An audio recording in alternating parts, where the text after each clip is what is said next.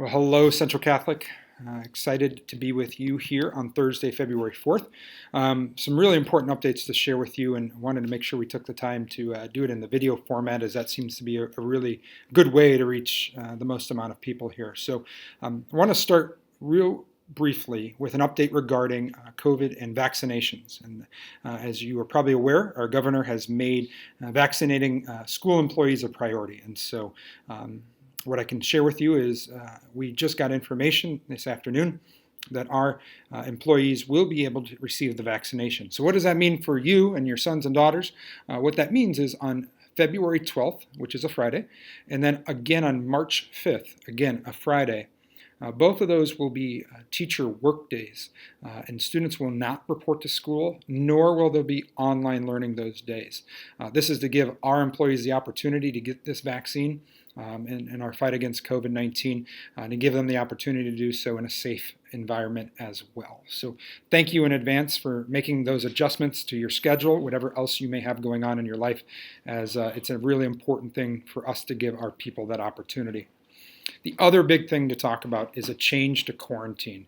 And I know that it seems like that's a ever-changing, ever-evolving situation, but I wanted just to take a moment and identify a few key changes that have just been taking place here over the last really week as we move forward. As a reminder, things have changed from first quarter to second quarter, even to the start of this third quarter, and now we've kind of hit a middle ground, if you would. So one of the first things I'd like to kind of describe to you is what we now have is a tier of severity regarding your exposure level. So if your daughter or son was exposed to COVID-19, whether that was through an in-home contact, maybe lunch, athletics, that would be the most severe tier, and that would be an automatic quarantine at home, much like we've been doing almost this entire time.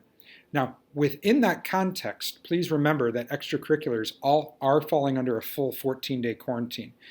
We have the option, and we've chosen to utilize a 10-day quarantine, obviously that making sure that people are still monitoring their symptoms, but that 10-day quarantine will be an option for those who were not exposed through extracurriculars. So again, please note that that is still the norm. So if you or a family member has it and then has your son or daughter exposed, that will result in that out-of-school quarantine. Very much traditional in that sense. Here's where there's a nuance, and here's where there's some new information. In the desire to make sure that our kids can get back in the classroom as much and as quickly as possible, we now have the opportunity to, even though a kid could be exposed, a student could be exposed in the classroom, that we can bring them back in. And how does that work? In essence, they're going to live their life outside of Central Catholic in a quarantine. All right? They're going to come to school, they're going to learn from 8 to 3, and then they're going to go home, and they need to act, and we need you to help us be a good partner on this, as if they're in quarantine. When they're here, they can remain in their classroom, and we will provide an alternative location for them to eat their lunch to make sure that that is done in a safe environment. Again, this is all part of really a strong desire. We share this desire to have quarantine have the least amount of impact for both you as a family and us as an institution, and particularly because of the kids.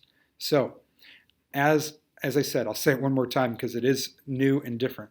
If your son or daughter is exposed in the classroom to a positive COVID-19 case, we'll still call you with an automated message that says, at this point, your son or daughter needs to quarantine. We'll call you the very next day to give you the details of how long that quarantine will last. But we're able to bring them back into the classroom. And that's a win in our opinion, because we know how quickly students can fall behind when they're not in the building as we move forward. Again, we'll provide an alternative location for their lunch experience, and then they do need to make sure that they are picked up at 3 o'clock. They will not be able to participate in extracurriculars during that 14-day window. Again, as I said, extracurriculars, you just got to always remember, is a 14-day. That's the parameters around that.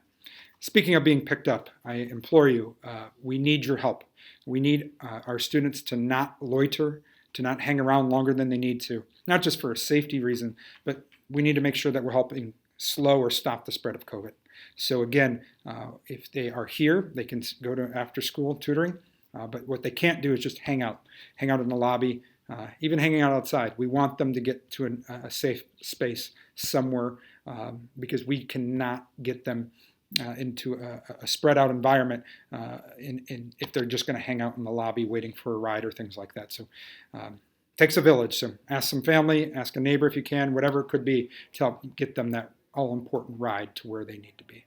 We thank you for your partnership. We're here in it every day, and I appreciate all that you do as parents to keep your kids safe. Know of our gratitude for the trust that you've put in us as a staff, and we continue to look forward to educating your sons and daughters every day. Take care, God bless, and go Irish.